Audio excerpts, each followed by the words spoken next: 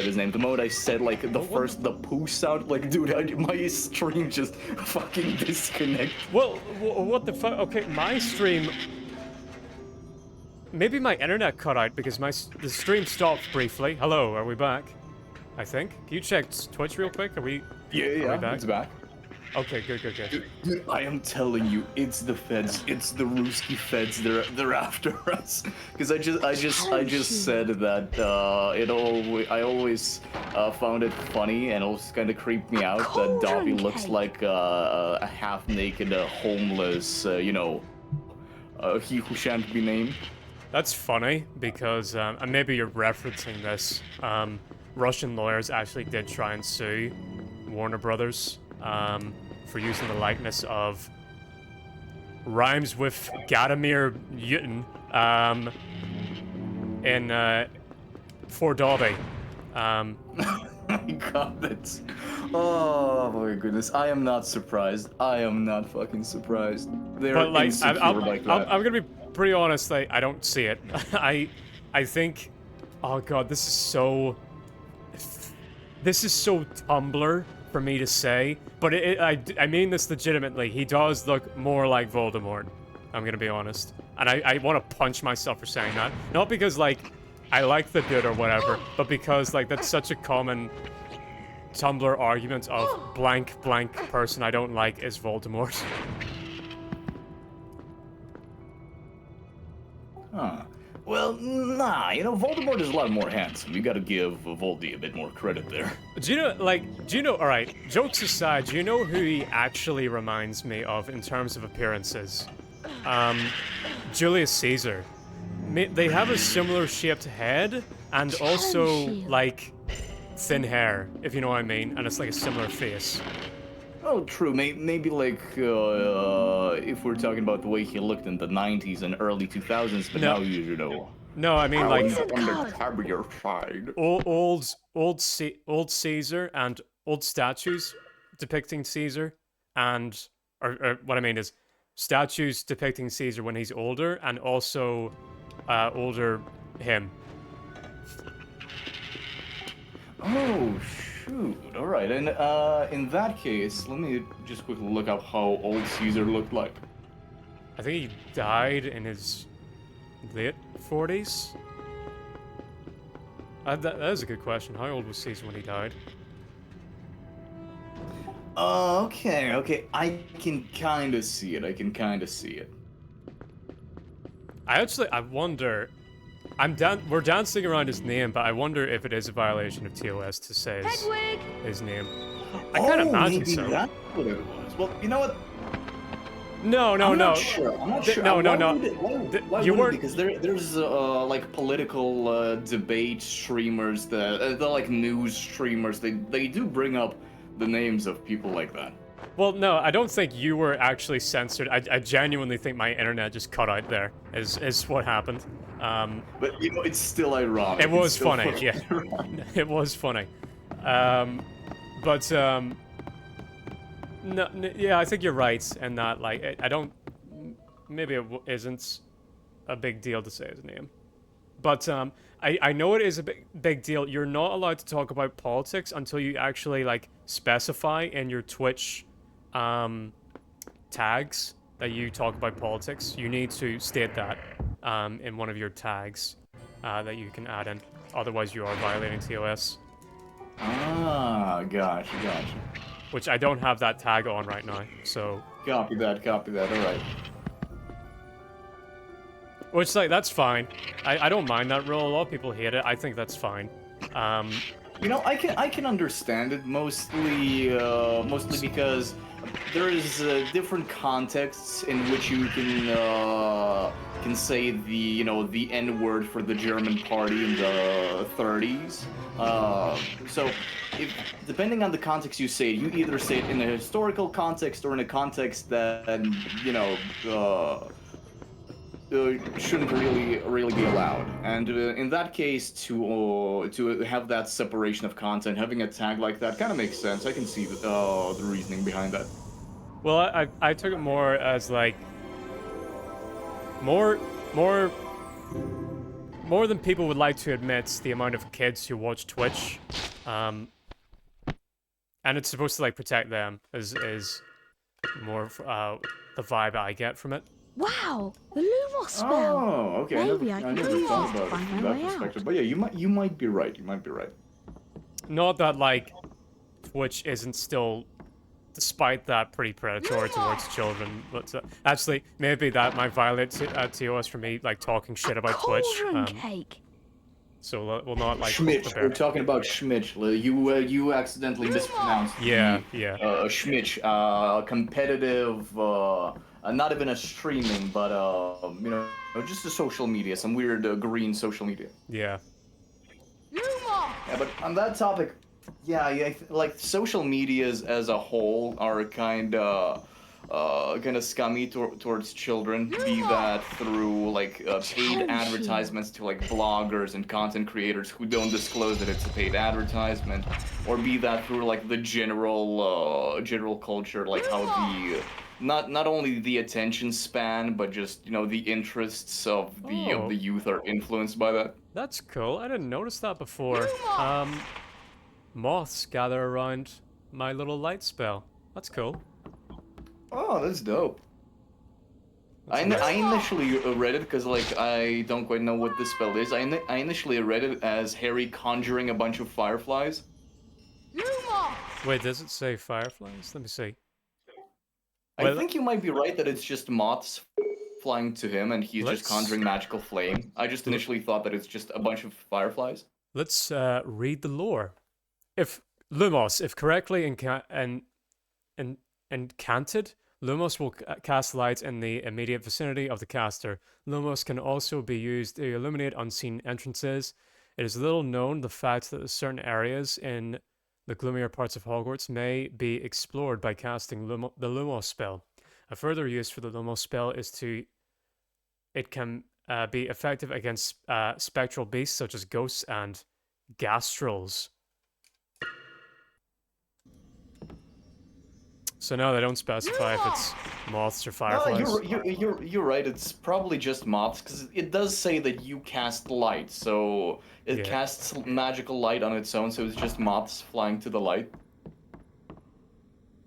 Ooh, a bean rim. The beans. Chocolate. By the way, like an annoying thing about this game is that Harry will announce every single bean. Each name of the flavor? Each bean, that he eats. A wizard card. Man, I love doing that too. Every time I go for McDonald's, I announce each meal I take. Chip, beef, A pumpkin pickles. pasty. Oh my god, yes, each ingredient in a burger, not even a meal. Oh my god. No, like, yeah, you eat 5 ingredients in a burger, and it'd be like wheat, mincemeat, lettuce, tomatoes. I had a burger this morning. The moment he bites into a chicken nugget, he just literally lists off like 100 ingredients, like chicken skin, bone, and all the absolute gunk and trash that goes into the nuggies. Yeah. Do you still have a McDonald's in Russia? I thought they left. They've rebranded because McDonald's pulled out, and so a local entrepreneur just bought up all those spots and renamed it. For a while they didn't have any branding. For a while we all knew, oh, these are like McDonald's spots. They just removed the giant M, and it literally had no name for a while. It was beautiful. Just no sign, nothing. And then I guess let's go eat at nothing. Yeah, that was really fun. And then I guess he has no imagination because a week later, the best name he could come up with was McDonald's. No, okay, that would have at least been funny. The name translates to literally delicious period. That's it. Oh, just delicious? Or delicious period. Delicious period. Oh, okay. And it literally has like a big period, like the dot as a part of the logo. But right to the left of it are 2 lines that we keep memeing on. They look like tilted twin towers. Lumos! Very great. Great stuff. I really like these ghost designs. Oh, they're dope. Yeah. Lumos! Yeah, the art directors, right, there is secretly like kind of an A team that worked on these like old school Harry Potter games. Lumos! I wanted to talk about this one. So, have you ever heard of this guy called, I'm gonna look up his name here real quick, but because I have it in my notes actually. He had like one of the most normal names ever. Yeah, Jordan Thomas, that's his name. He was the level designer for this game. And it's interesting that he was, because he is one of the few, like, first of all, like, known level designers. Like, it's very rare that, like, someone's level design is so good that, like, gamers actually know him by name. Yeah, and the reason why he's famous is because he is most famous after he did this. He then went on to do the Shadle Bridge Cradle level from Thief the Dark Ages and Fort Frolic from Bioshock. And in both of those games, those are widely regarded as the best levels in those games. Because this guy's huge on atmosphere, as you'll see as we play this game. Well, absolute fucking Giga Chad. Yeah. In prep for this, I actually looked up what he was up to these days, and he went on to make his own video game. Okay, so he did the level design for this. He did the level design for one mission in Thief 3 and one mission in Bioshock. And like I said, the mission that he did for Bioshock Fort Frolic is so good that one Games Maker's Toolkit did a video just about it, if you want to check that out. And also, it was so good, he became the co-director for Bioshock 2. And I've heard quite a lot of people say that Bioshock 2 is the best in the franchise. It's been ages since I played it. Can't quite remember. But I can understand why people would think that. And I looked up what he does now, and he made his own video games indie studio called Questionable Games, and in 2019 they made a, like, slasher. Am I safe? Harry jumped. Thanks again to the shitty camera angle, but I may be dead. He jumped straight into a cutscene. Yeah. What a legend. Oh. Okay, this one's gonna be fun. Oh! He just jumped in midair, but he still teched it. Alright, Harry, we're good. Like, even this is the part where I can control the camera, but the camera has, like, weight behind it, because I can stop, and it will keep going. And look, I did nothing there, and then it just turns by itself towards the... Dude, this game has actual cameraman physics. The cameraman is swinging. This is awful. Whoa, that looked jank as hell. Though I must say the design of these spectral platforms, it just tingles me in the best way possible. Like, just something about the way they're designed. It's just, it hits my lizard brain in the best way possible. I fucking hate this. I enter into a room and the camera is facing at the door I've just come through. So I can't see what's in front of me until I blunder on ahead. A cauldron cake. Okay. Let's get going, Harry. If you want to open the... There we go.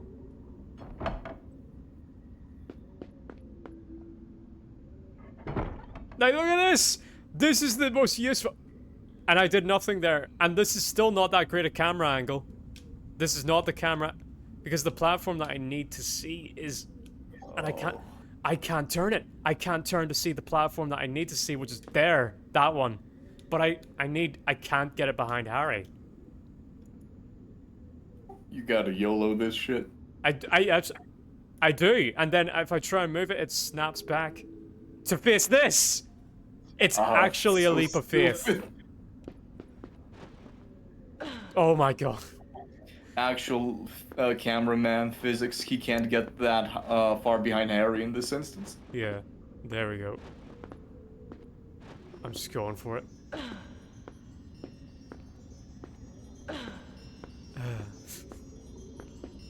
But I kind of hate the voice actor for Harry in this game. A challenge shield. He's not great.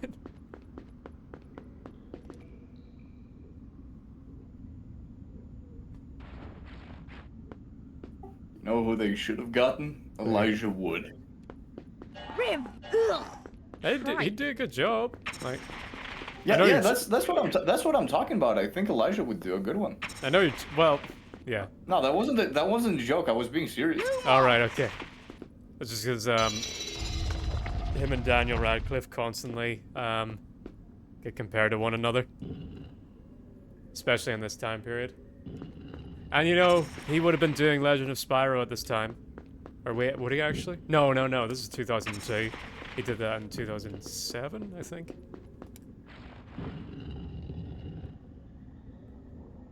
Oh.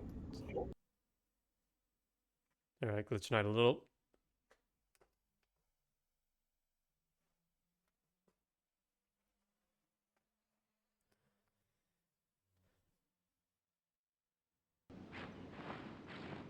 Oh, it's getting dark on my end. I'm gonna have to turn the lights on soon.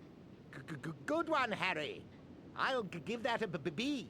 B. That's all for today. Class dismissed. By the way, it's so I mentioned this earlier. It's so funny that, like, Professor Quirrell... Oh, Neville still has blackface from his potions class. Does he ever get rid of that in this game? Please say no. He's just like this now. He's just Justin Trudeau. Yeah. He kind of looks like Trudeau in this model. I don't know about that. Like, Trudeau... I don't like Trudeau, but he's not fat.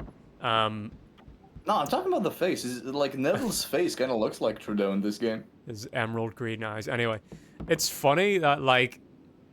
Oh! Wait a minute. Oh, that's actually a really cool detail. Okay, so Harry's wand... Oh, your Lumos. It changes from green to red. When enemies are nearby, and whenever I get close to him, that's actually a super clever detail.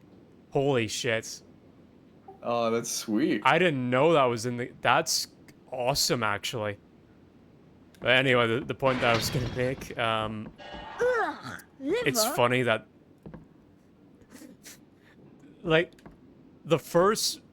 For me, and probably a shit ton of other, like, English speakers, the first time we ever saw a dude in a turban was probably Professor Quirrell in this movie / game / books, and he's a white guy. And like, this game and the movie came out in 2001. And he's the main villain. What did JK mean about this? Well, it wouldn't actually be JK. It would have, she made the first book in 1997, I think. Earwax flavour. J.K. Rowling did 9/11, confirmed. Yeah. She predicted it. Well, like, that's not the first time that's happened, and I know, Jojo... That's a funny picture of Dumbledore. Jojo actually predicted, 9/11 in one of its comic panels. There's like I think there's, in one panel of one Jojo manga, there's like a picture of a plane, and in the clouds it just says 911, and the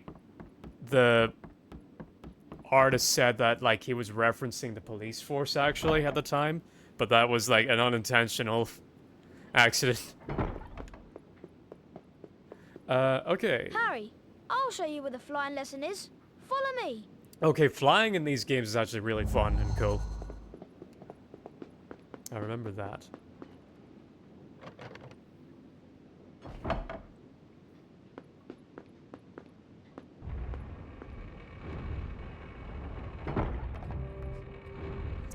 Yeah, I mentioned earlier Jeremy Soule does the soundtrack for this game.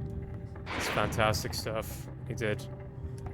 He's probably one of the most famous video game composers. He did the theme for The Elder Scrolls Skyrim. He did, Morrowind, Skyrim, and Oblivion. He did Star Wars Knights of the Old Republic. He did this. What else has he done? It's like him and Jasper Kidd, and the woman who did Kingdom Hearts, probably like the most famous game composers. Here are some other good ones. Josh Mansell. Josh Mansell, yeah. I keep forgetting the name. Oh my goodness. Oh bloody hell, the Doom composer. Oh, Mick Gordon. Well, Oh yes. Well, one, he's not the composer anymore, and Doom, The Dark Ages is coming out. Is it out now, or is it out soon? TM. I don't think it's out yet. No, it should be out for like within a few months. I don't think it's out yet. Because I saw people hyping it up. Good afternoon, class. Good afternoon, Madam Hooch. Welcome to your first flying lesson. Well, what are you waiting for? Everyone step up to their broomsticks.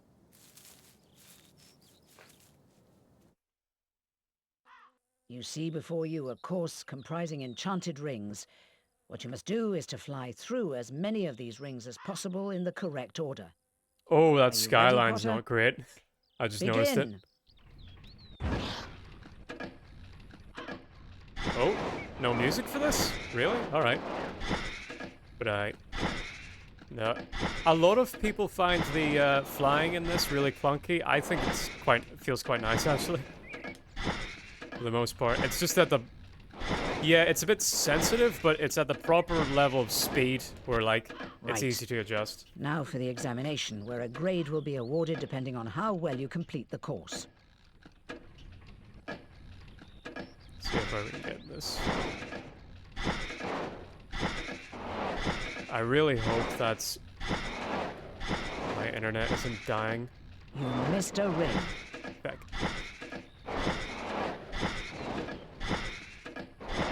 And like the streams are still going. No, the stream's still going. I'm watching it. Okay. Ooh. Nice, nice. Can we get that A?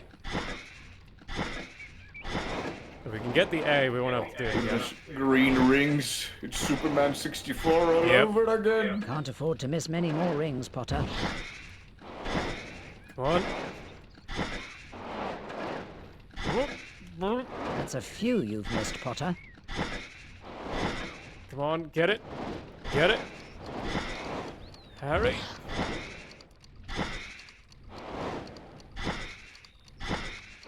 You can't afford to miss many more rings, Potter.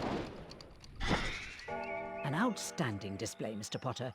You receive the highest grade. Yeah, there a we go. distinction. Oh, Well that's done. not a great shot. If you want to practice flying, Mr. Potter, come over here.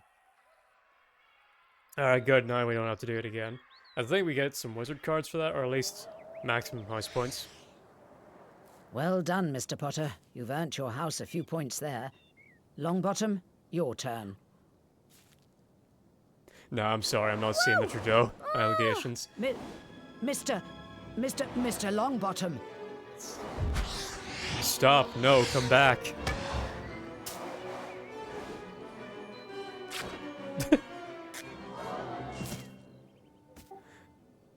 Oh dear, it's a broken wrist.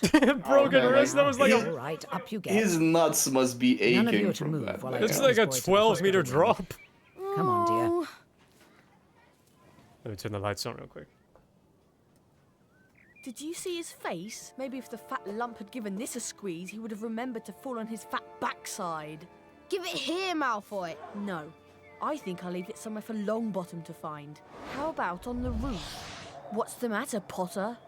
Bit beyond your reach? Give it here, Malfoy, or I'll knock you off your broom.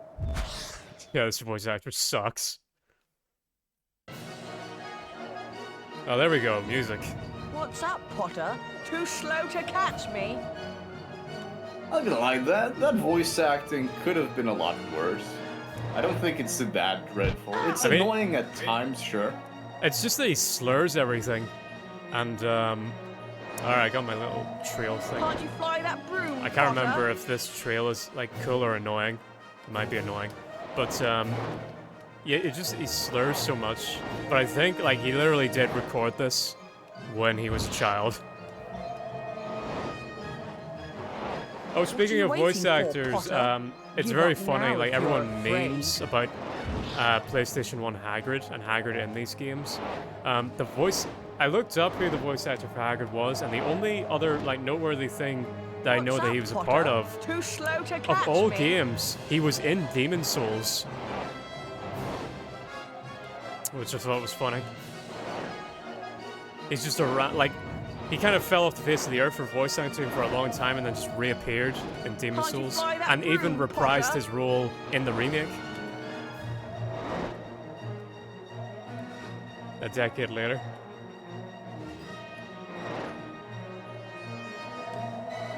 Am I supposed to catch him, or Think you is this can just a catch time me? thing? Come on then, Potter. Or is this all just rubber banding throughout the whole thing?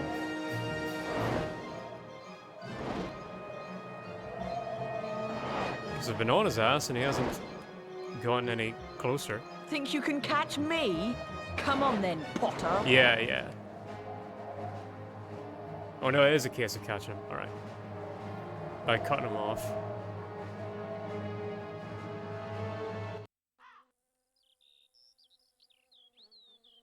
Don't think this is the last of it, Potter. I'd take you on any time on my own. Tonight, Let's if you get to see him want. catch him. Wizard's Duel? What's the matter? Never heard of a Wizard's Duel? Of course he has. I'm his second. Meet me tonight on the 4th floor. Wands only. No contact.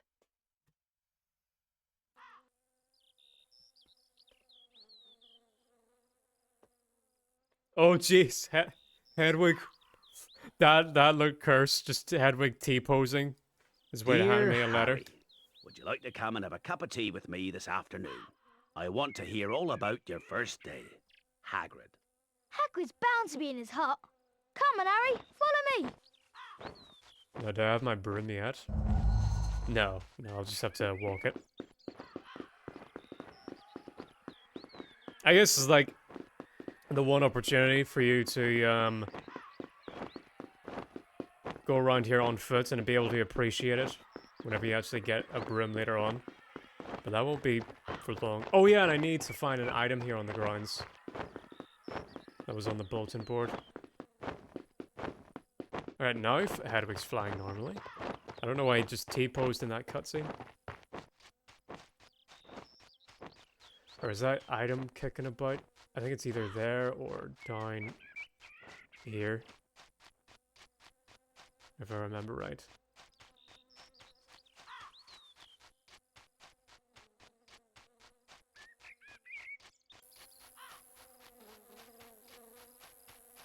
It's easier to explore the stuff whenever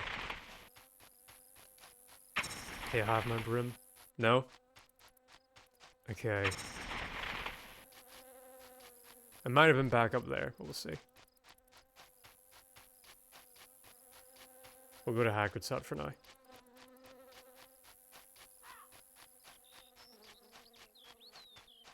Oh no, wait, the day will end if I go here. Alright, let's just double check.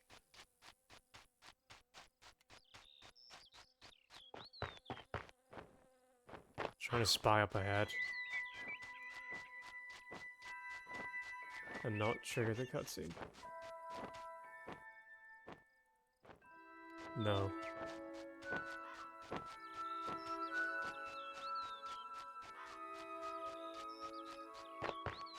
Said it was the Crines. Around here? No. Then I think it might be back in that place we were just at.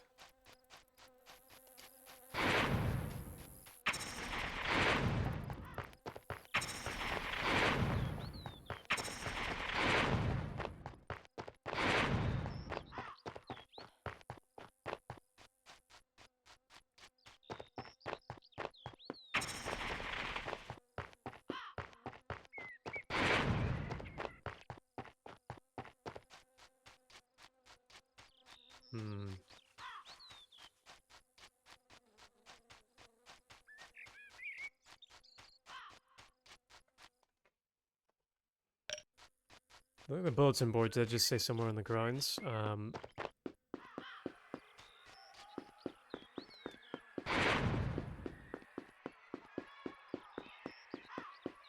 If it meant in the place, like, where it faces you away as soon as the flying lesson's over, that's kind of a bitch. But we'll double check.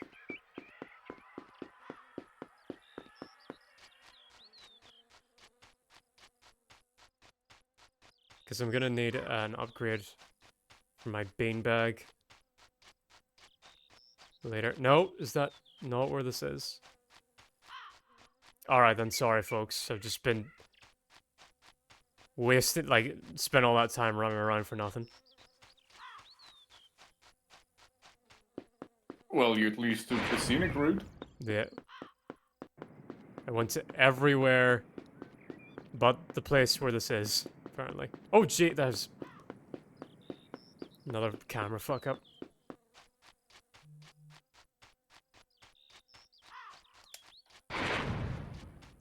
Alright. And I would walk 500 miles, and I would walk 500 more. Okay, well, we'll just take this as a way. I will appreciate having a broom later on.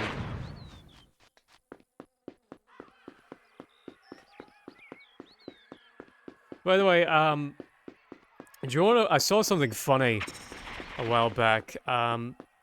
You know, there was a lot of, there was a subgroup that was hating on Hogwarts Legacy for a while. Do you know what Hogwarts Legacy is, by the way? Oh yeah, I've heard about it. And there was Well, like... they've been boycotting it because of you know, J.K. Rowling. Yeah. But, one of the, like, arguments that they were gonna try and make, or I saw people making, was like, check out the achievements for Hogwarts Legacy. Well, it was something like 50% of the players haven't even finished, like, the first chapter of the game. And I'm like, mate, I haven't finished the first chapter of the game, because everyone who's a fan of Harry Potter was just, like, soy jacking at every little Easter egg that was so lovingly made in every corner of that game. It was crazy. Like, the attention to detail. I didn't finish Hogwarts Legacy. I only played like a bit of it, but the attention to detail on that map is insane. Another Weasley, eh? I spent half my life chasing your twin brothers away from the forest. Hey, Ron. Oh, so that's always not true, because you're something crazy. Believed to be the work of dark I don't wizards think or people witches realize how unknown. old Hagrid is. I Gringotts think goblins, he's like while in his acknowledging the breach, mid-60s insist nothing was taken. at this The point vault in the book. question, number 713, had been emptied earlier that Oh, very that's same interesting. day. I always thought he would That's be like, you know, That's the vault incredibly that Hagrid and I old went because to. of some magic and stuff. So 60 is kind of way less than I expected him to be. Oh, really? I thought he looked young for 60. Hagrid, Doesn't have any white Oh, hairs. he definitely looks young, but I always took him and Dumbledore as being like, oh, they're like probably like a century Well, a lot of strange plus things going on old near my each, and they garden. just welcome they're to go alive take a look. because of some magic kind of related Be stuff. careful, Well, mind. But that's me being, you Go know, very wandering much round at non-well versed in the Harry Potter lore. Then again, Well, we actually there's know always Hagrid's fearful things round age here during the because, day. so long as we know Voldemort's age, and we know Voldemort died, when he died he There you was go. Be 71. careful, Harry. Which, and Hagrid went to school with Voldemort, and, Voldemort was, aha, here's the book! There we go! Thank God I turned around. Great! A copy of Magical Theory by Adelbert Waffling. Now I just need to return it to Hagrid the was in common third room. year, while Tom Riddle was in 6th year. So Hagrid is 3 years younger than Voldemort. So right now, he died at 71. So Voldemort at this time would be 64. And Hagrid would be 61 in this game. Oh, I see. Yeah. And what was, and J.K. Rowling even admit that this little detail was unintentional. McGonagall is only a year younger than Tom Riddle. So like a bunch of fans asked her, it was just sort of like, would McGonagall know who Tom Riddle is? Like, does she know Tom Riddle's Voldemort? And J.K. was just like, huh, I never thought about that actually. I just decided that she ought to be 70 in the last movie.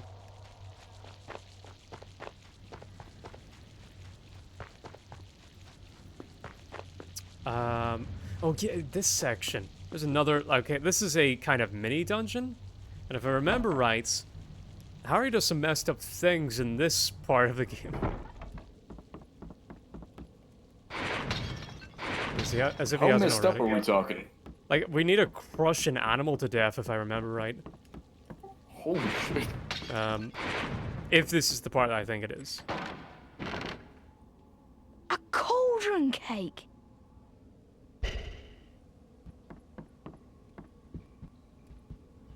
And yeah, there's just the dead silence as well. There must be a door around here somewhere. Maybe I should try using the Lumos spell. Lumos!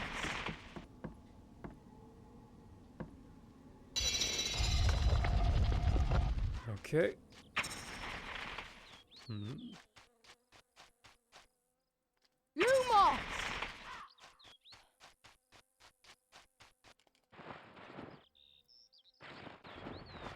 Explore these, like, little bits and parts. Oh no, if this was Metal Gear Solid 3, I'd be able to pick up those mushrooms. Cauldron cake! And eat them. Or something. Or if this was a modern game, they'd be a part of some kind of crafting mechanic.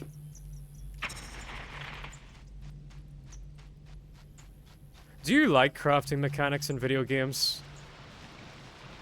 No, Yeah. like it rarely works for me. Like sometimes, but then again, it has to be like a very rare and like a very justified good example for something like that to work. Yahtzee pointed this out recently, where that out of all like the mechanics or the crafting mechanics in video games nowadays, why is it that none of them have ever seemed to top Minecraft? Because like the coolest thing about Minecraft's crafting mechanics is how intuitive it is. Like 2 sticks down and a little piece of rock on top that makes a shovel. Okay, that makes sense, you know. But like other crafting mechanics, it's so fucking random. It's just sort of like get duct tape, some paper clips and boogers, and now you can make Mr. Freeze's battle suit or something like that. It really reminds me of like Earwax a moment flavour. from a cartoon from either like the mid 2000s or late 90s. It went something like that. And so Samson crafted a megaphone out of a squirrel, a stick, a duct tape, and a megaphone. Yeah, for fuck's sake.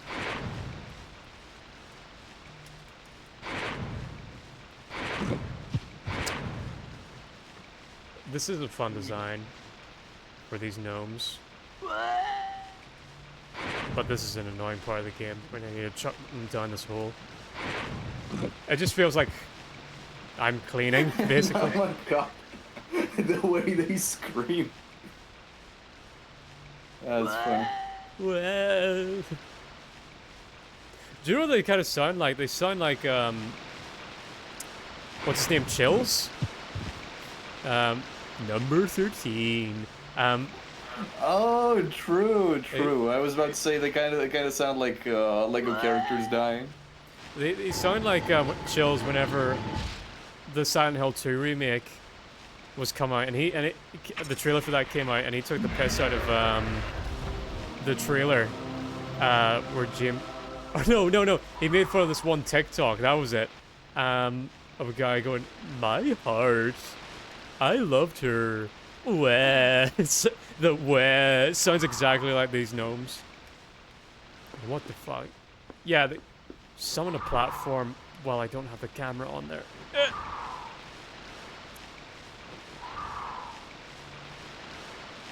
What? Okay, camera's working as intended here. I can actually control it. Oh, fuck off! I hate auto-run, I hate auto-run, I hate auto-run.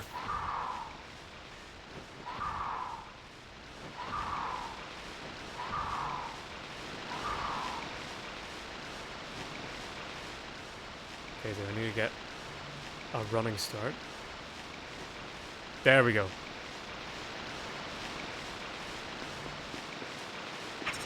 Okay, so no, this isn't the part that I was thinking of. Wait, is this the... There, alright, pick it up, Harry. Well, you still abused the hell out of those little creatures. Yeah, but no, there's an even more grim part in this area later on. Okay. Put it away. Oh no! Why? Okay, let's get this. And I'm probably gonna need to take these guys out in order to open that door. Harry!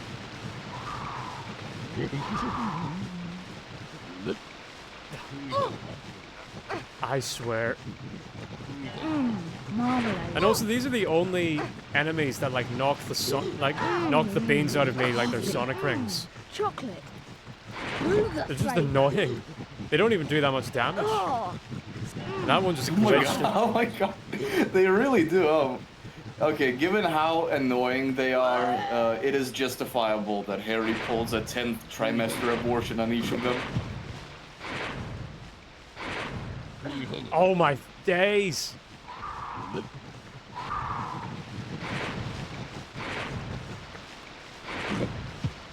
And the auto aim is about as reliable as the auto aim for Jack.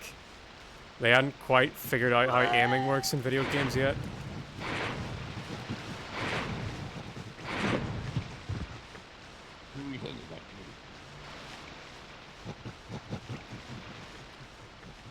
I'm at low health, I swear, if I die to gnomes.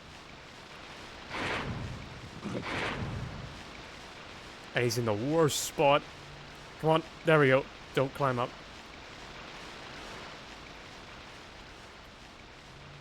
There we go. Wait, I didn't take him all out. Alright, open the gate anyway. Right, get it. Just get this and do it. But how do I get that chest up there? Does this heal me? Please say yes. a wizard No. card.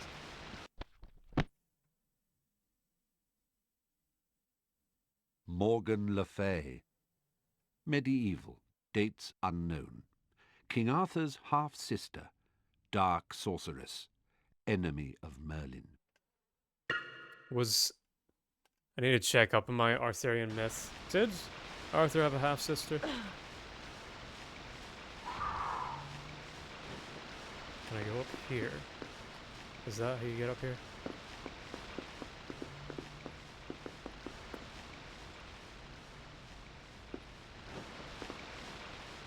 Or is it here? There we go. Alright then, get this chest and go. Not look back, Harry.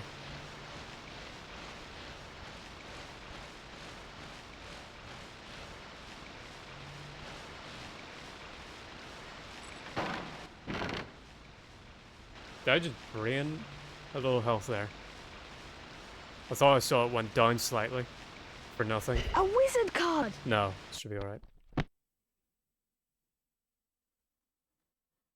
Burdock Muldoon. 1429 to 1490. Chief of Wizards' Council, 1448 to 50. Okay. There we oh right, there we go. I got enough cards. Alright, worth it. I got enough cards for an additional health slot. That's gonna make this game significantly easier. This game's not hard up until it gets a big difficulty spike at the last level.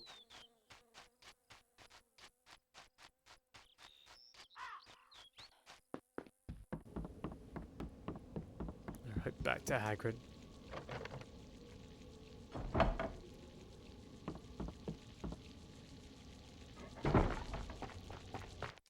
Am I done with the day? Yes. Can I end day? Yes. Okay, good. Oh, jeez. I remember the loud-ass music here.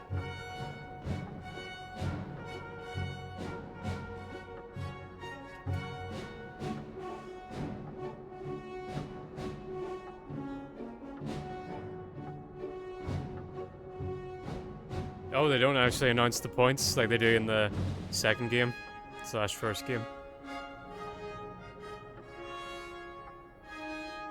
I think, so, in the second / first game, you wouldn't be in the lead unless you actually worked for it and did side missions. But so many kids, like, complained about that, like, it was like, okay, you're in the lead for every section of the game until the last. No matter what. So you'll stop whining. Man, they caved into a bunch of skill-issued children. No, just kidding. But like, yeah, I understand having kids go through side missions for like each chapter. Yeah, not a lot of kids got the patience for that. I definitely would have gotten irritated at that as a Thanks very much kid. for getting the Yeah. magical theory book, Harry. Have a wizard card. Oh, it's Zeus. Oh no, it's Mopsus. Ancient Greek. Soothsayer who vanquished the seer Calchas in a contest of their powers. Is this actual? Mopsus. Is this actual Greek myth? I'm a bit behind. I've never heard of the name Mopsus, but like it could be People like a only die in super minor provinces. deity. You know, But he we're- does look a we're lot like wizards. Zeus. The Yeah. most you and Malfoy will be able to do Or is send Gilgamesh. sparks at each other. Neither of you knows enough magic to do any real damage. I bet he expected you to refuse anyway. If he tries to curse you, you'd better dodge it. Because I can't remember how to block them. 11:30, we'd better go. I can't believe you're going to do Oh this, yeah, they Harry. kind of skip You- over Go back to bed. Harry, Hermione having to kind of earn to become friends with Ron and Hermione, Ron and Harry. All right, let's go down to the shop and get my big beanbag.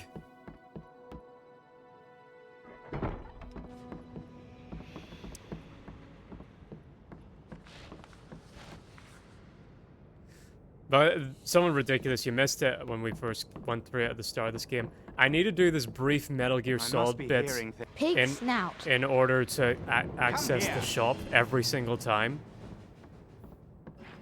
Oh, I've seen that before. I think you might have like streamed this on Discord ages ago, because I Maybe. remember this segment vividly. How much is this Bertie Bott's bean carrying bag? It'll cost 50 beans. There we go. Now I got the big bean bag. That'll be easier to buy things later on. And this is stupid. Like, I want to leave and, like, let Percy study in peace. But if he catches me at this point, he'll put me back at the shop. Leave me alone, Oh, for Harry. fuck's sake. I've got better things to do than chase you around. Alright, well then let me leave, you dickhead. But he puts me back at the shop. Okay.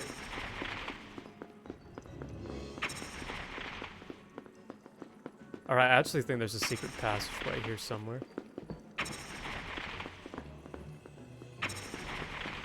No, is that the second game? / first game? Alright. Do it the old-fashioned way.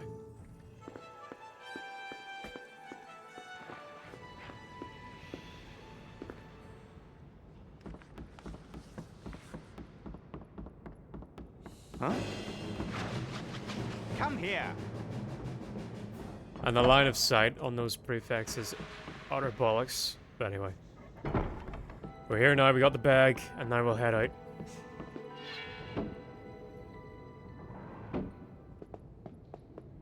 Don't you care about Gryffindor? Do you only care about yourselves? I don't want Slytherin to win the House Cup. And you'll lose all the... Oh, Peeves just cut out the away. dialogue.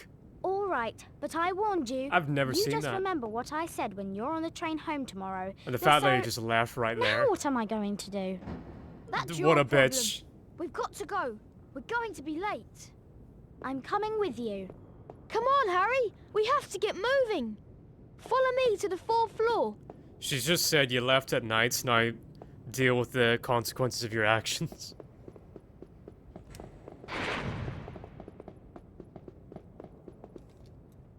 It's a bit contrived, but whatever.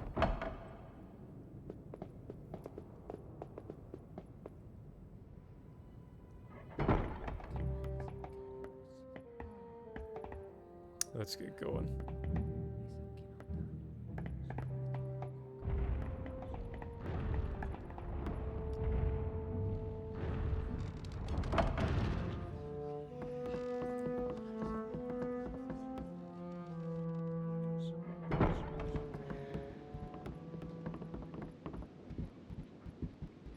Here we are. Now, bar actually getting the Alohomora spell, this section is pretty fun, for what I remember. Over here, Potter. Brought reinforcements, have you? Good. They can watch you lose. Follow me and let's finish this. Oh, bit of cut out in the Huh? voice acting there. Bye-bye, Gryffindor. And these reaction faces, they're pretty good, even though I was Looks like slagging you've them off fallen earlier. into the forbidden corridor. It's a good job I let Professor Snape know. He'll be there any second now. Bye-bye. Malfoy! There's only one way out of here and it's locked. Do you know any spells that can unlock it? Well, as it happens, I do. It's the Alohomora unlocking spell, but I don't actually know how to cast it. However, I do remember reading somewhere that the Alohomora spellbook is kept in the library. I've heard there's a shortcut to the library down that corridor. You're going to have to find the Alohomora spellbook. You read a Harry, book about and come where back a here book is and get kept? us out. We'll call Cat Be Hermione. careful, Harry.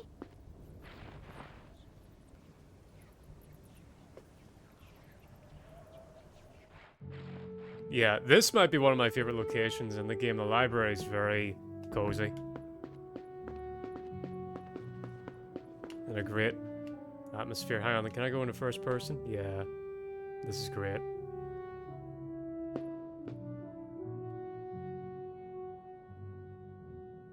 Aye, that's a nice shot.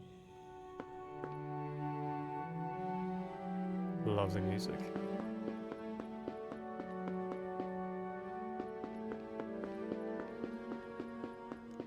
I'm glad that the devs, thanks to some YouTubers, are getting the recognition that they deserve for this game now. They got interviewed a few times by this one Marmalade. YouTuber who went through all the alternative versions of these games. Flavour.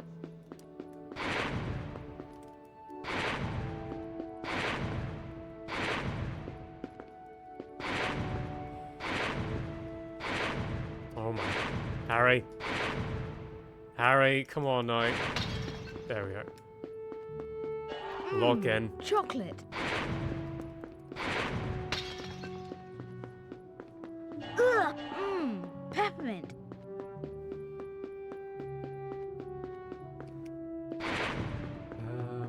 Can I shoot in first person? No. So I actually don't know how you get that one. There we go. Spinach. I still need to dance around the ass camera. Oh no, the music stops. Coconut. That is kind of annoying. This game's music doesn't run on loop. It's weird. It like, oh wow, they don't actually have an unlocking thing, so they just, the camera just looks at the door to let you know that, yeah, you can go through here. Yeah, this game's music doesn't have a loop, so it just like, once it's run its course, it just ends, and then you're just sat here in silence. And it's very eerie.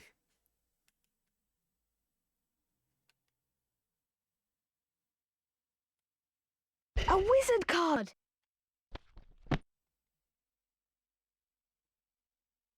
Oh, that's... Ignatia Wildsmith. There's a painting of that 1227 lady. to 1320. The witch who invented flu powder. In the hallways. That's... Alright, that's a nice connection.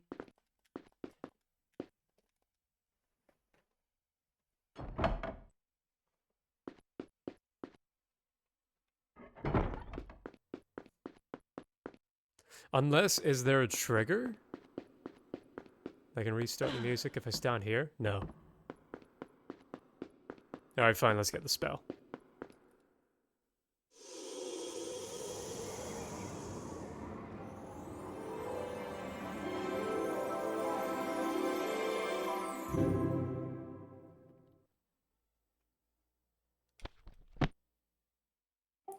It might be my meds that make me really woozy right now, but Alohomora spellbook. I just realized I had an epiphany. Go ahead. Completely unrelated to the game. William Shakespeare's name is a dick joke. Well, oh, that's symbolics. They jumped me right there. Well, you ever seen the epic rap battles of history? They've made some Shakespeare jokes in there. What was it like? It was like Julius Caesar versus Shaka Zulu, and At one point, Caesar says something to the effect of, if I wanted to Shakespeare's, I'd waive my biography. What's that? That's not bad. That's exactly, but also his name is William. Willie, dude, what a legendary name. Like, it was never referred as, the dick was never referred as Willie back in the days, but the fact that his name went through the ages and is now a triple dick joke entendre, that is wonderful. Yeah. A wizard Okay, card. yeah, I think my meds might be kicking in. You're fine. Whoa, who's this Orsino dude? Thruston, 1976 to the present. Plays drums. There's just with a the wizard popular rock wizarding star. band, the Weird Sisters. And he's, like, recent. He's still alive. Alright, then. Oh, wait, yeah, that's a reference to, those guys feature in that weird fucking rock band moments that everyone hates in the fourth movie. This is the end. Harry, are you all right? Thank goodness that's over with. It isn't over yet. We Oh. still have to get back to the There's a Gryffindor wizard common rock room. band? Cast Yeah, Alahomora and at a the really door and it will cringy open up. scene in the fourth movie as well. It might be the worst movie in the whole, or worst moment in the whole franchise. Oh yeah, brace yourself for the agonizingly fucking slow unlocking cutscene every time you use Alahomora. This plays every single time. Oh, no. It's a lot better in the second/first game. By the way, you didn't hear that bit of trivia, did you? Whenever I talked about Which one? So, this game that we're playing right now, it's Philosopher's Stone. However, it is actually the second Harry Potter video game that was made. They made Chamber of Secrets first, so that it could come out in time with the movie. They, for whatever reason, just didn't make a movie, a game tie-in for the first movie. So they made the second game for the second movie first, and they were like, well, fuck, we gotta...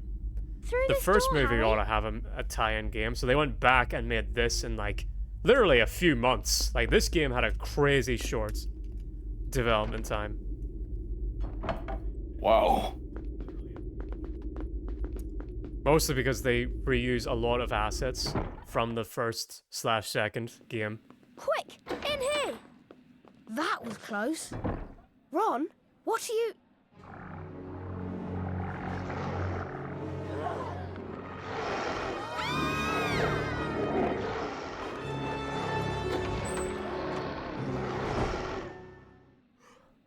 Oh, by the way, something that I wanted to talk to you about, seeing as you mentioned in a recent DM you wanted to get into A Song of Ice and Fire. I wanted to talk about the Harry Potter to Game of Thrones pipeline, where, like, I don't think Game of Thrones would have been nearly as popular as it is now I'm sorry, if Harry. it wasn't for Harry Potter. I meant this door. Because it was this perfect storm of, I'll use myself as an example. Harry Potter the movies ended in 2011, so I would have been about 11 or 12 at that time. And I grew up with that all the way through, and so did a whole bunch of other kids in the UK. So then, like, we reach our teenage years, and whenever you're a teenager, you're looking for something dark, you're looking for something a bit more edgy, and then Game of Thrones starts in 2011, the same year Harry Potter ends. So it's the perfect transition from childhood fantasy into dark fantasy whenever you're a teenager. And so there was this perfect, like, if you were born in 1999 or in 2000, you had this perfect fantasy coming of age thing where you started off with Harry Potter, then transitioned to Game of Thrones, and by the time Game of Thrones was done in 2018, you were an adult. So that's what happened to me, and what happened to loads of other people.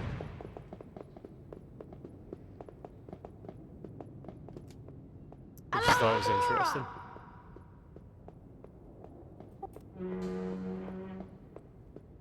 Oh yeah, that's a really dope perspective. Yeah. Well, it was the case for a whole bunch of different people. And it's probably why I'm, like, such a mega fan of both those franchises. as are a lot of people, and it was the only fantasy franchise that I could watch with my whole family, like even my extended family, my aunts and uncles. My whole family were into Game of Thrones, and it was just like this magical period in my life where my whole extended family just became like a bunch of nerds, because I was sort of like the black sheep of my family. I was a nerd. They didn't really get how I was like into all this stuff as I was, but in that time, whenever Game of Thrones was out and about, they got Password. it.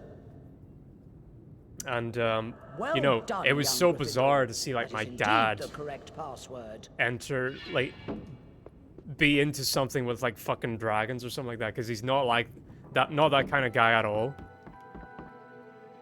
You know what I mean? There's nothing more we can Oh, do. that's Turning in- sweet. That's sweet that it united your whole family. Yeah. And ever since then, we've been looking for another show that could do the same, but it's never been the same. So, even though Game of Thrones ended and it was ass, I'll always be grateful for it, for that, like, magical 4-year period where my whole family was just sort of like, they just became a bunch of nerds for a bit.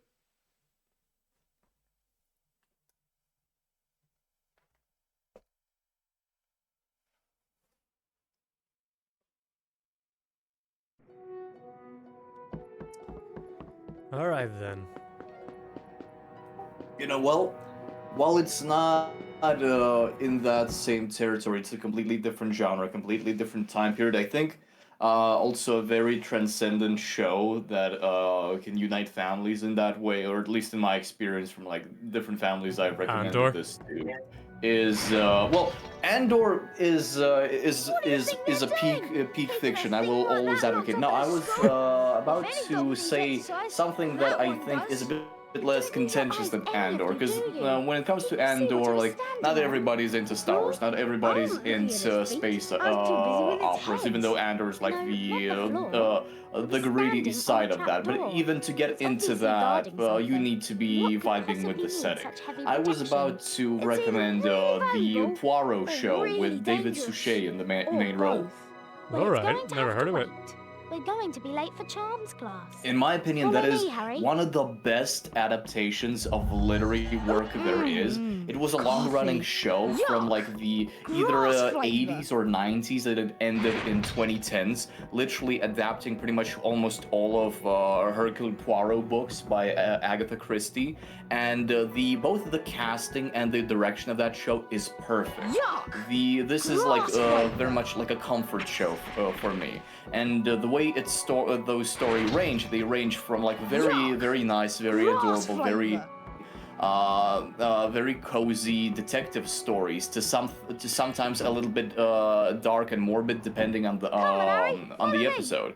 And every episode is pretty much feature length. So depending on what you're in the mood for, you can like pick out the case, because for the most part it is very episodic, just different cases in the life story of Poirot. There are some characters that appear in one book and then come back for another, but for the most part you can just pick and choose what you're in the mood for. Am I in the mood for something more noir, or am I in the mood for something more romantical? Bit like Fargo.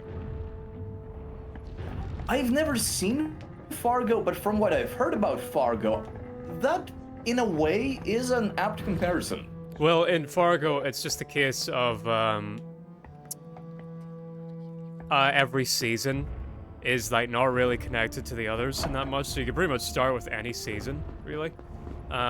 There's some loose connections, but they're not, and some recurring characters, but when the characters do recur, they're so radically different that they might as well be different characters, like they're played by different actors. But because they're like gigantic time gaps in them. However, that's not quite what I was talking about with like Game of Thrones and Harry Potter. Where what I meant by those was, with that show that you're talking about, you could watch that now and enjoy it. However, like if you weren't there for the hype of Harry Potter coming out and the hype for Game of Thrones coming out, I'm sorry, you're just gonna have to take that L. Like, it really was like you just had to be there kind of moments in history, because back then, like, we didn't know that we gave that show such the benefit of the doubt. We didn't know that Game of Thrones was going to be so ass in the end. But now, like, any new person coming in is... Like, the ending for Game of Thrones is infamously bad. Like, people who had never seen the show know how bad the ending for Game of Thrones is. And so they're in an awful situation where even if you watch it now and you really enjoy those first 4 seasons... It's like a big cloud of doom approaching that you know that, like, oh shit, by season 5 it's gonna get really bad. And then the books aren't a good alternative to that either, because there's still to this day, no ending for the books. And I'm sorry to break it to you fans, I'm gonna hold your hand as I say this to you. There never is going to be an ending to the books.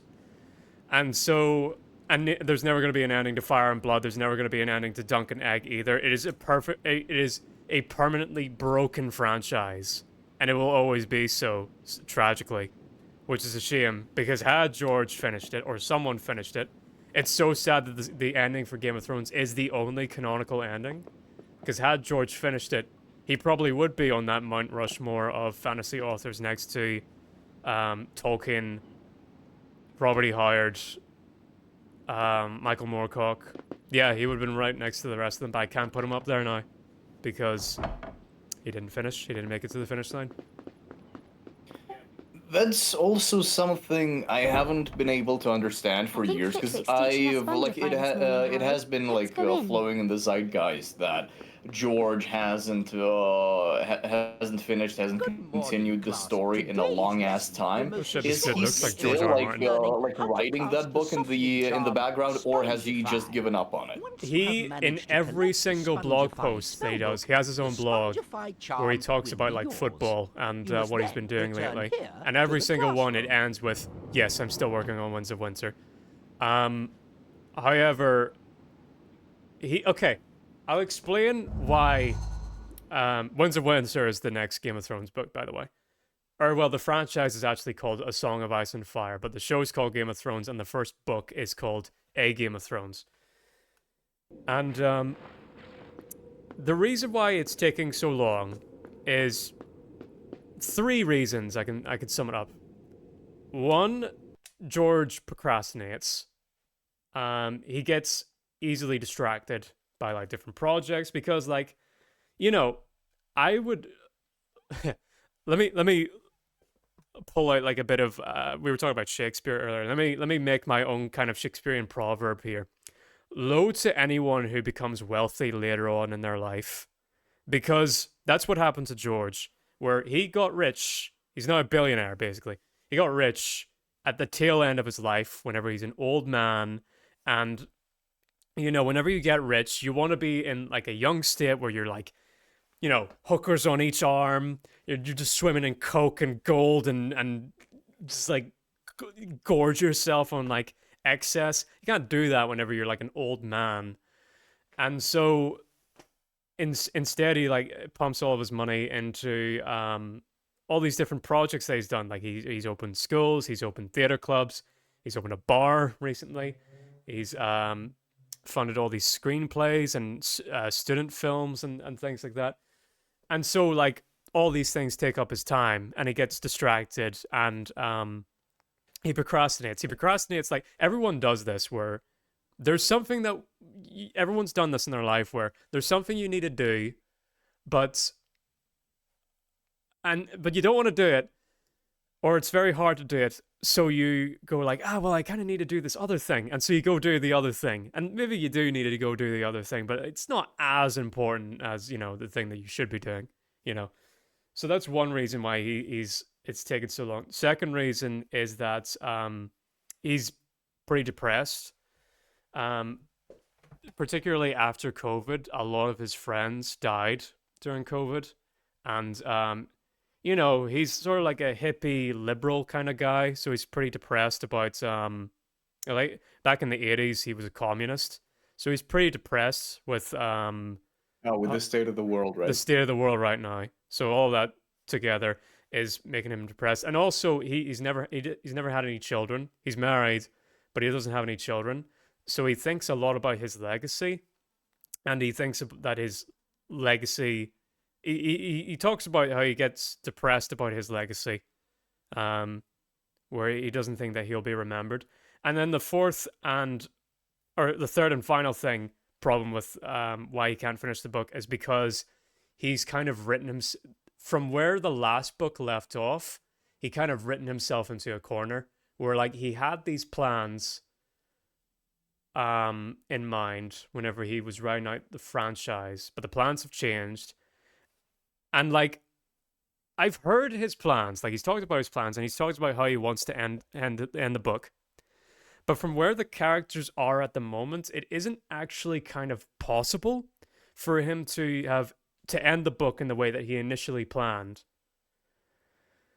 And so he's kind of stuck, and he's really like there's a lot of like knots that he's trying to untangle. And just because it's such a massive franchise as well, like let me put it into perspective. There are over 2,000 named characters in the Song of Ice and Fire franchise. There's how many? There's 27, I think, point of view characters. There's two entire continents of subplots and like all these different details and loose ends and threads and stories and plot lines. It's just insane. Like, it is I will probably say, it's probably the most nuanced bit of fantasy ever written. To the points where it's just snowballed out of control from the author, and he can't make it cohesive anymore. So those are the main reasons why he hasn't written a book in that franchise in 13 years. Yeah, really, that's how long we've been waiting. It's cruel, man. To be in a Song of Ice. So whenever you said I should get into a Song of Ice and Fire, like like a devil and an angel appeared on my shoulders. Were like, what do I tell Az to do? Like, yes, these are really great, wonderful books that I enjoy. However, to be a fan of this franchise is to be Sisyphus. It is to roll that boulder up a hill, and maybe you'll find enjoyment out of rolling that boulder. I don't know if I enjoy it. It's like, oh, it's an awful situation. Not gonna lie, now that you've given me more information about George as a person, now I want to read those books even more, because I relate to a lot of the shit you said about him. Oh, which parts? Most of them, other than losing friends during COVID. Yeah, that was strange in that, like, I think you and I both have problems throughout life, but for whatever reason, we were fairly mercifully spared during COVID. Well, yeah, that's because, unfortunately, most of the mortality rate is in people with either pre-existing medical conditions or older folk. Older folk got absolutely eviscerated during COVID. Did you have elderly family? On my father's side, a lot of like people in my city, like a very large percentage of old folks, unfortunately, perished in the COVID. Okay, so you did, Lou. All right. I'm talking about, like, I was more referring to the fact like no one in my family died from it, or like no people that I knew personally died from it. But I don't know if you did. Oswald Beamish. Kwong Po. No, that's good. I'm genuinely happy that your There's family another was wizard spared. guitar player, or rock star member. But what were the other factors about George you related to? The fact that I am very easily prone to procrastination. Like, I have to force myself to finish a project. Like, even when I make reviews, like, starting making reviews, that shit took me like 5 years. Like, I wanted to start making those reviews. I already had like the synopsis and like all the plans, all the bullet points, all the ideas planned out like 5 to 7 years ago, and I only started making them last year. Then I took a hiatus for a whole year off of making videos, mostly because my health deteriorated and there were some other issues. So that one isn't solely on my procrastination. Yeah. But now I'm back to making videos, and every time I make the next one, there's like this very heavy feeling of like, we can start tomorrow, Herman. We can start another day. Or you can And I'm distract like, yourself with "No, something else that you gotta should do do. it today." Yeah. Well, yeah, like everyone does that, really. By the way, this is a super fun spell. And it's the one new one from this game. A challenge shield. Yeah, everyone does that, where if we don't procrastinate, we'll like find something to help us pseudo-procrastinate. We're like, no, I'm still being productive. I'm still doing X, Y, or Z, but like, maybe you are, but there should be something else that you ought to be doing. You know, those kind of situations. Everyone does that. True. Though, in my case, if I hadn't been like constantly juggling several jobs or side gigs at the same time, I would have just sat in my room and just like fucking rotted away. Because whenever I just feel anxious about doing something, and if there isn't like how, for example, with a job, there is a harsh realization of, okay, if I mess this up, I'm out of a job. I don't know how I'll pay my bills. Back to work. And if I don't have that, I get overwhelmed with just all the thoughts and anxiety and shit just bubbling in my head. That I just sit there with a mile-yard stare, and I genuinely never realize how much time passes. Because one time, when I came home from my shift, I was kind of tired, but I wasn't tired enough to take a day nap. So I was just standing there thinking, and just my head went like to static, like literally, you know that feeling when your thoughts, they all mesh together into like this TV static kind of fuzzy thing. And my mother walked into the living room, and she said that I was just standing there for like 3 or 4 hours straight until my next shift, until I had to go out for my next shift. Yeah. I think you'd actually be a huge fan of George, because you two are very much of the same minds, where, not in the fact that he's a communist. I don't think he's actually a communist anymore. Whenever I said he was a communist, he was one during the 70s and 80s, I think. And wasn't like quite as, while the Cold War was still going on, and Vietnam and things like that.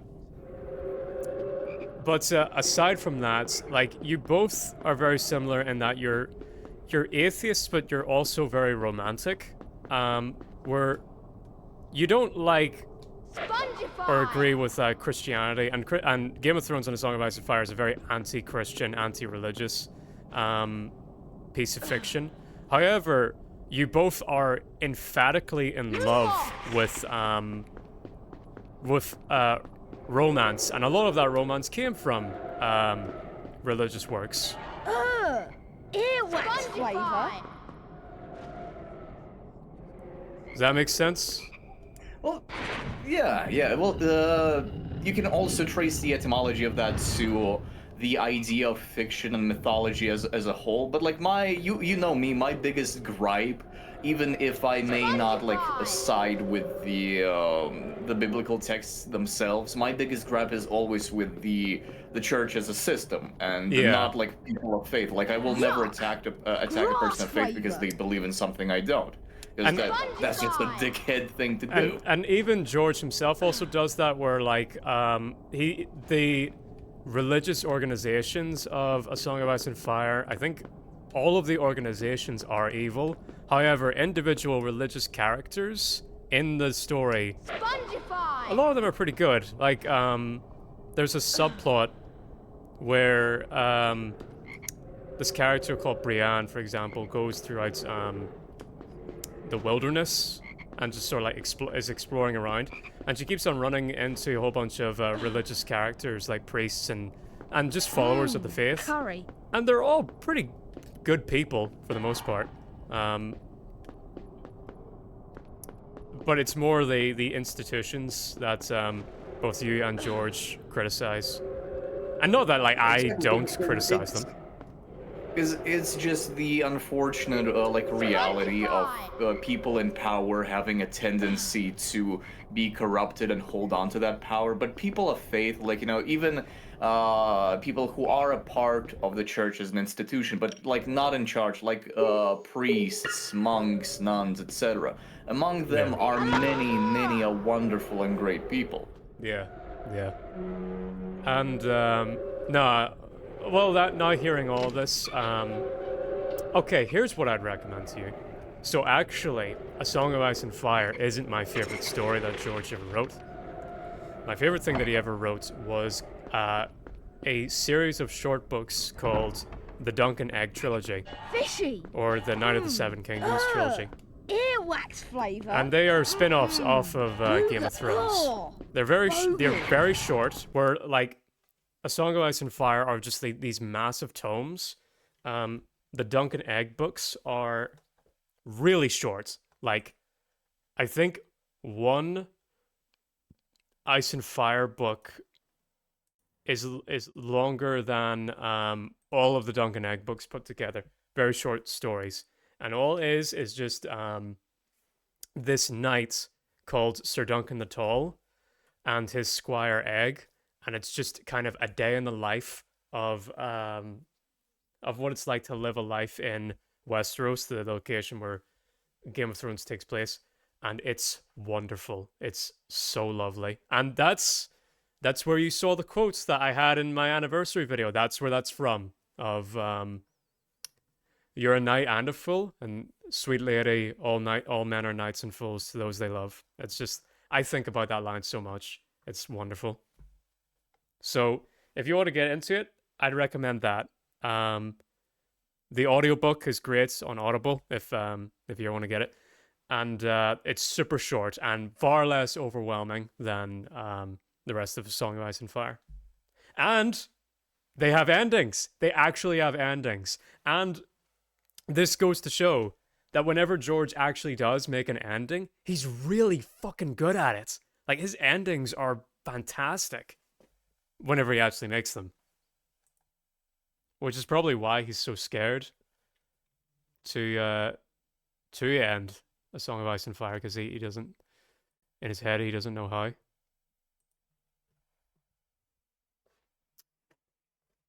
He doesn't know how to keep up to that standard. Oh, there's something up with my stream. Oh, dude.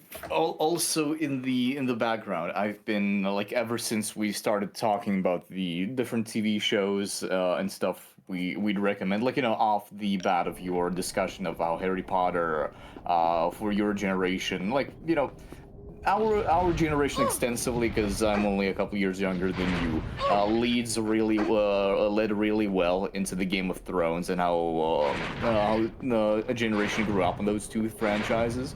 And when I was bringing up TV shows to recommend, and you mentioned Andor, I was just anxiously trying to check as many links to, like, you know, to watch Andor. We are not saying... I'm watching it. I'm watching it. My friend lent me his Disney Plus account, and I've started on the first episode.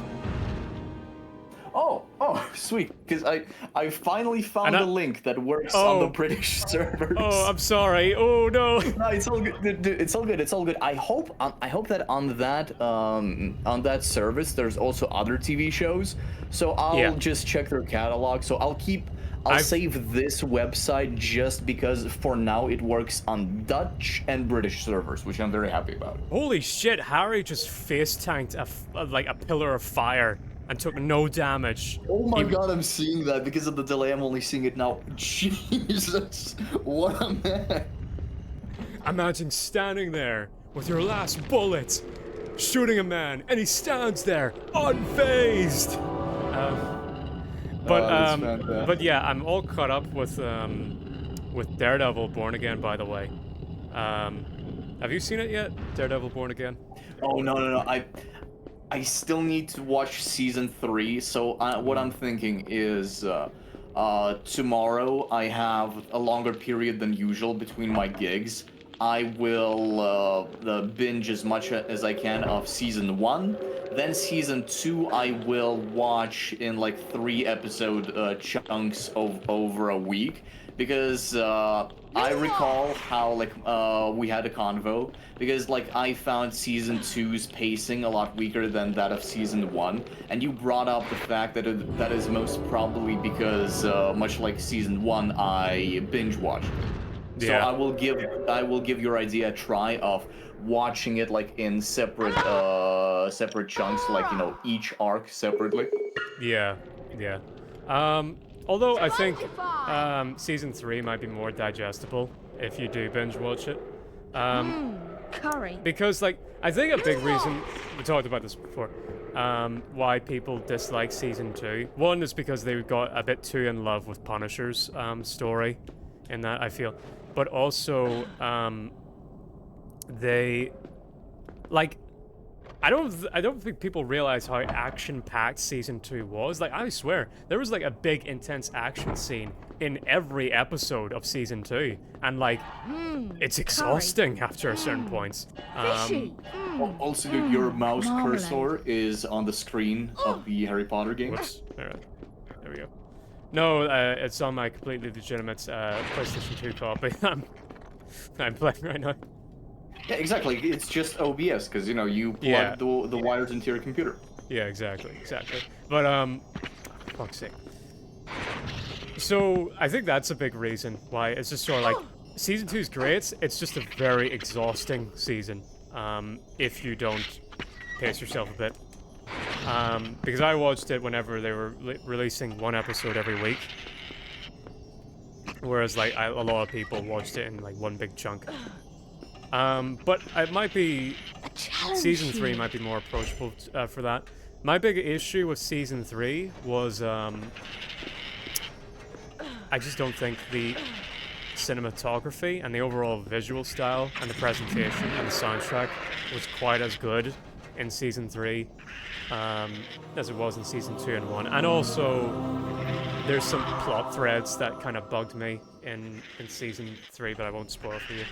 And by the way, by the way, I should say this, because I talk about this now and again, and people were just like, "Oh, Jack fucking hates," sorry, Beastie fucking hates Season 3 of Daredevil. All right, here's my ranking of the Daredevil seasons so far, from worst to best. It's Season 3, Born Again, or Season 4, Season 1, and then Season 2. But with that said, I still think Season 3, even though I think it's the worst one, it's still like a solid 8 out of 10. That's just how fucking good this show was. It's like it's only the bad one, quote unquote, because, well, one of them has to be the worst. Out of the best. No, worst out of the one, but yeah, one of them has to be the worst out of the best. But then again, like, I hear plenty of people say that. Actually, I think Season 3 is the best, so maybe you'll be one of those. Gotcha.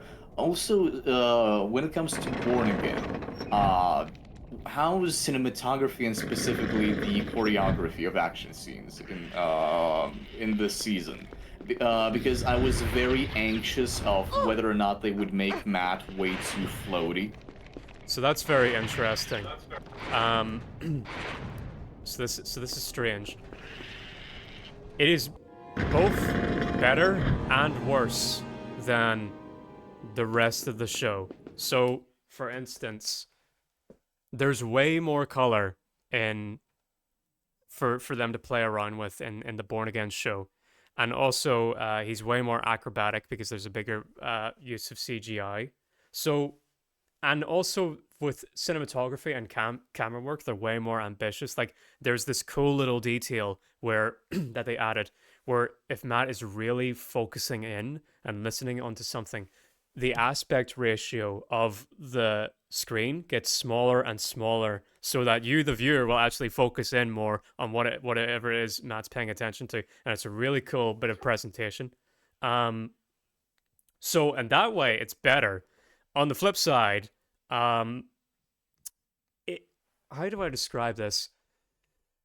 With the bigger focus on CGI and less on practical effects, it feels a lot... The movements feel a lot more floaty and rubbery, right? Well, we actually. Well, it depends on the fight scene. Let me finish. It feels very edited.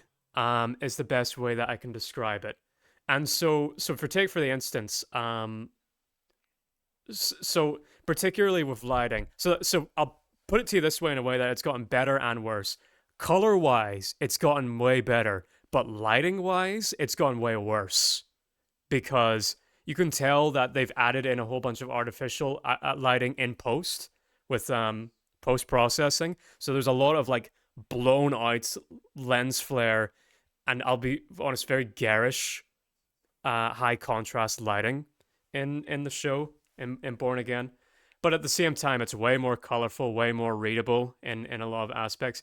And for what you were talking about with the fight scenes, it's very hit and miss.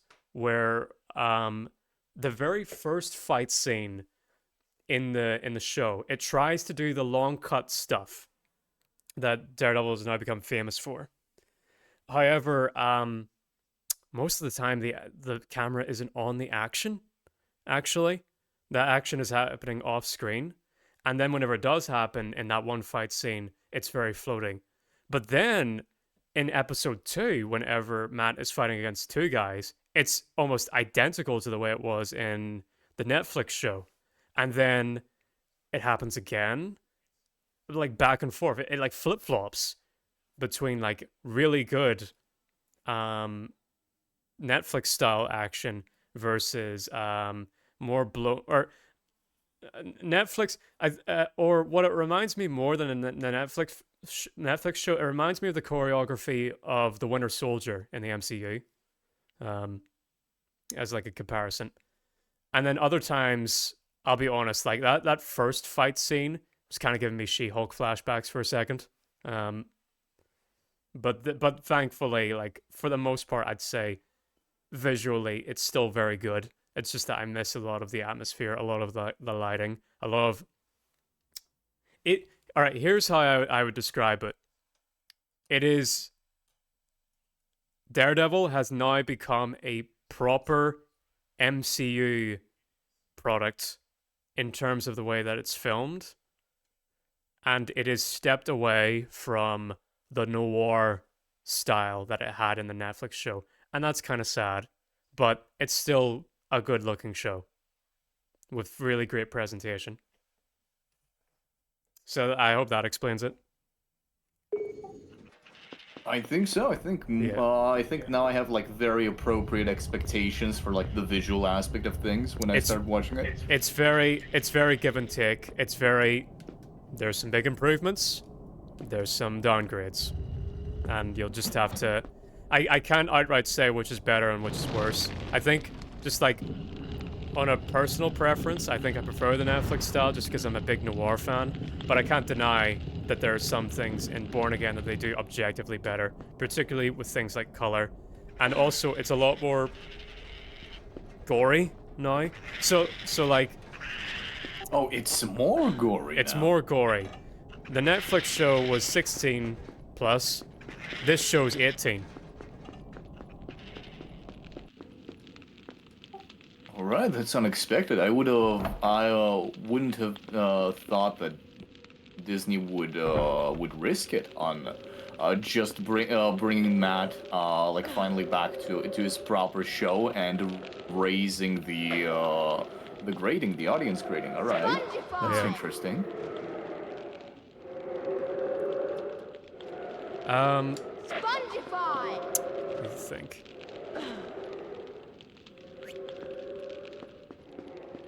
Okay, I think we're good. Let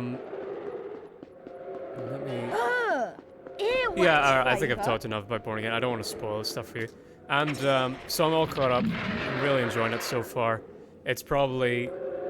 Okay, I haven't seen Loki Season 2. People have told me that's really great.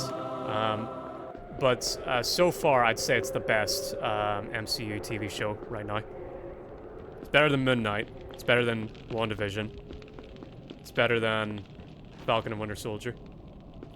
Oh, bogey. I'll admit I haven't seen like any MCU Disney Plus show fully. because I tried to watch Loki season 1. I kind of fell off. Like, it didn't quite grip me. WandaVision, likewise, I just didn't get into that show. With Moon Knight, I haven't yet seen it, and with Falcon and the Winter Soldier, I've only seen clips. I really like the chemistry between Falcon and Winter Soldier, but I haven't yet seen the show. I've heard contradicting things. I've heard that people enjoy the like some of the underlying themes of the show, but it feels like it needed like a second and a third draft, that they just rushed a series without giving it a good once over in the script department. Yeah, you can tell that these were quite rush jobs for all the shows. I know, and there are some that are just so for the most part with the shows, they're either just kind of like okay, like I think Midnight, WandaVision, and Loki season 1 was just like okay, and then there are some that are just outright bad. Like I think She-Hulk is outright bad. Harry, even if there's a few kind of interesting ideas. We'd better get those ingredients of potions. Professor Snape. All I know about the She-Hulk show is that her and Matt knows after bang. Quirrell's job. Knows an awful lot about the dark arts. Yeah, Snape. yeah. I'll meet you at Hagrid's. Really, like, the whole Daredevil cameo in She-Hulk just kind of felt, it was very pointless. It just, like, it didn't really do anything other than establish the fact of, well, She-Hulk... Murdoch is now in proper MCU. No, it was more like, because he was in Spider-Man, so that already established that. Wait, wasn't he in No Way Home after She-Hulk? I think No Way Home came out after She-Hulk. Can't remember, but either way, like he would have been planned to be in there. It was more just to establish that that the thinking was that like, well, She-Hulk's a lawyer and Matt's a lawyer, so like we have the two lawyer characters in the MCU. They really ought to meet, but they didn't really have like a plan on like what they were gonna do with them. And the only like thing that the idea they kind of had going for is that they wanted to explore Yellow Daredevil's character for a bit. So if you don't know about this, Daredevil is kind of two characters, where you've got what the fans refer to as Yellow Daredevil, which is back whenever Stan Lee, like old Daredevil, whenever Stan Lee made him, and he was more like this swashbuckling, swaggering. But he was Nightwing, basically. He was this jokester with two billy sticks going like, eat this, criminal, you know, that kind of thing. And then later on, you got the more Frank Miller style Daredevil, which the fans refer to as Red Daredevil, which is more noir. It's basically Batman, you know. So that's the easiest way to think about it. It's just you got Yellow Daredevil, which is basically Marvel's version of Nightwing, even though Yellow Daredevil came out first. And then you've got Red Daredevil, which is Marvel's version of Batman, noir-style Batman. Again, even though that version of Daredevil came out first. So She-Hulk wanted to explore having Charlie Cox try and play Yellow Daredevil for a bit, but it's just the fact that She-Hulk isn't all that funny, so it didn't really work, which is kind of a shame.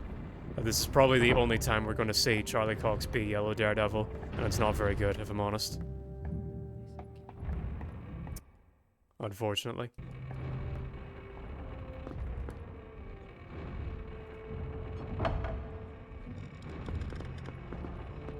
Well, at least we now know how he looks like in that suit, so... Yeah.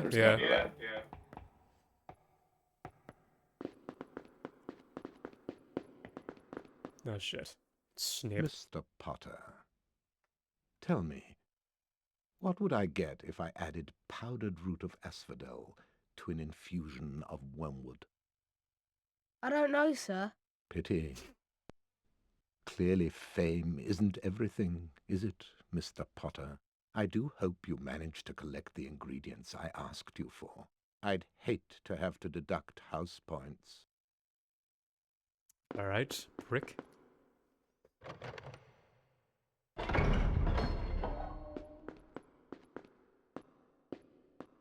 Huh, okay. Stream must have cutouts at a certain point. Because, we were going for 3 hours, and I'd say we're at an hour and a half. Yeah, because it cut out like back when you know, we said the name of he who shan't be named. Yeah, I guess that was it. Alright. Not sure when to like end this. How you coping? I'm a little bit sleepy, but that's mostly from my medication. I am incredibly sleepy all the time. Yeah. Alright, I think I'll end the day. Hagrid, With you this know all about magical mission, creatures. and then we'll end the stream Do there. you know anything about that dog on the 3rd floor? Gotcha. How do Let's you zoom know in on about Hagrid. Fluffy? Fluffy? Yeah, he's mine. Bought him off a Greek chappie I met in the pub last year. Chappie. I lent him to Dumbledore to guard the... Yes? Never mind. That's top secret, that is. You forget that dog, and you forget what it's guarding. That's between Professor Dumbledore and Nicholas Flamel. Who? Nicholas Flamel? Why does that name sound familiar? I shouldn't have said that. I should not have said that. I think you better get your ingredients before it gets dark.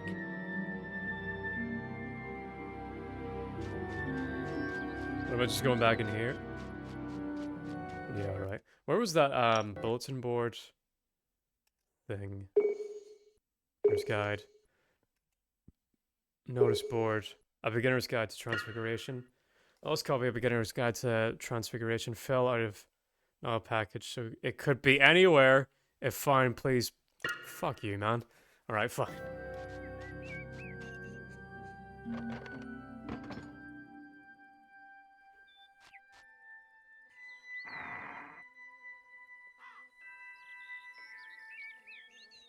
I also really enjoy the villain of oh, actually I mentioned earlier how She-Hulk tried to kind of like do a more casual Yellow Daredevil kind of approach. There actually is a episode in Born Again which loads of people are kind of hating right now, but I actually think it might be my favorite in the show. And it's one where I can't really describe it other than, like, it's just a day in the life of Matt being Daredevil. And it doesn't really connect to any grander plots.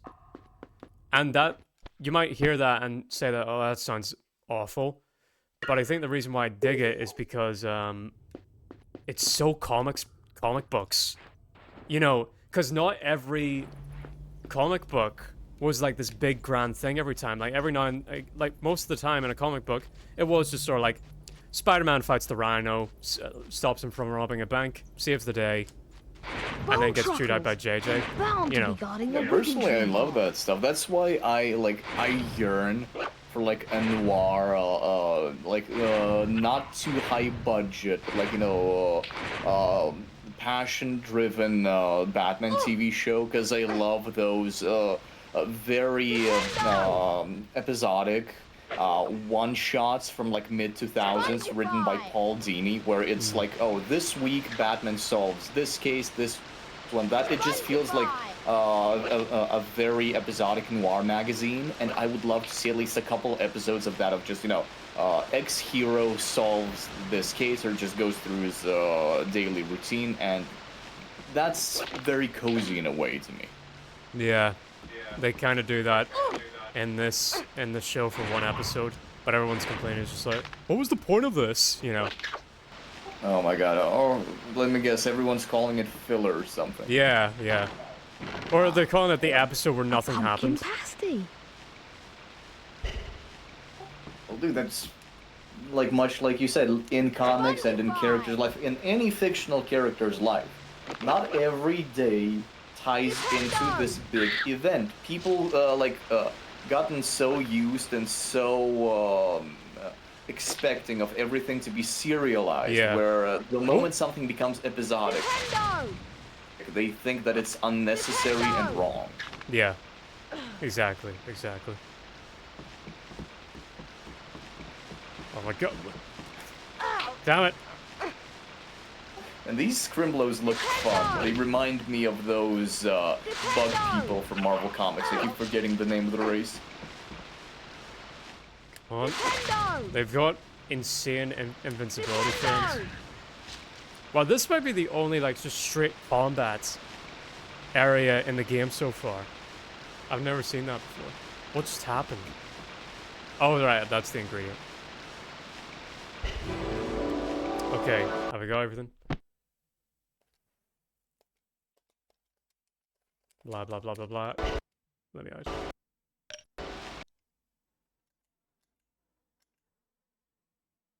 Mate run and day. Thank God. Okay. Alright, we'll wrap up stream here. After we get the house points in.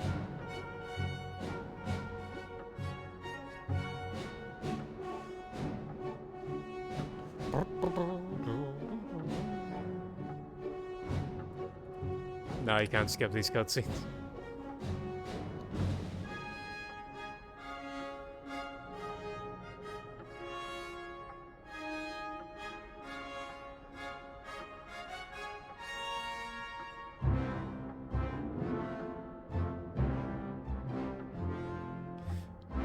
By the way, I've decided to sign up to a subscription called HelloFresh.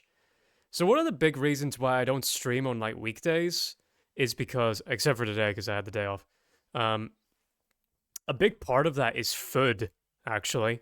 Just me getting food and prepping food and things like that. It takes a long time out of my day. And by the time it's done, I'm either like too tired to stream or it's like there's not enough time in the day for it to be like a very worthwhile stream. It'll only be like a couple hours or so. But so I've gone a HelloFresh subscription, and the hope is that like my eating schedule will be better, and I might even incorporate it into the streams. And if all goes well in the way that I plan it to, I'll be able to stream a lot more. Also, I'm going to be making my schedule soon, so. Matt, as his VPN just died or something like that, so he's lost his stream. All right, then I'll just wrap it up here. I'll tell him about it in DMs because I already talked about it here on the stream earlier. So see you all later. Let's switch over to this. I'll leave you some good words from the good book.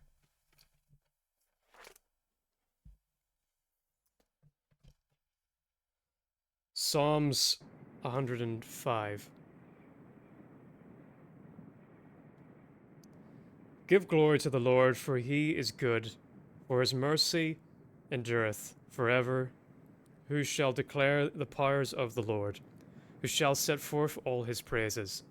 Blessed are they that keep judgment and do justice at all times. Remember us, O Lord, in the favor of thy people. Visit us with thy salvation, that we may see the good of thy chosen, that we may rejoice in the joy of thy nation. Thou art mayest be praised with thy inheritance. In the name of the Lord, amen. In the name of the Father, the Son, and the Holy Spirit, amen. Alright, see you all later. And if I die before the next time we all see each other, I speak well of all of you in heaven, so bye-bye.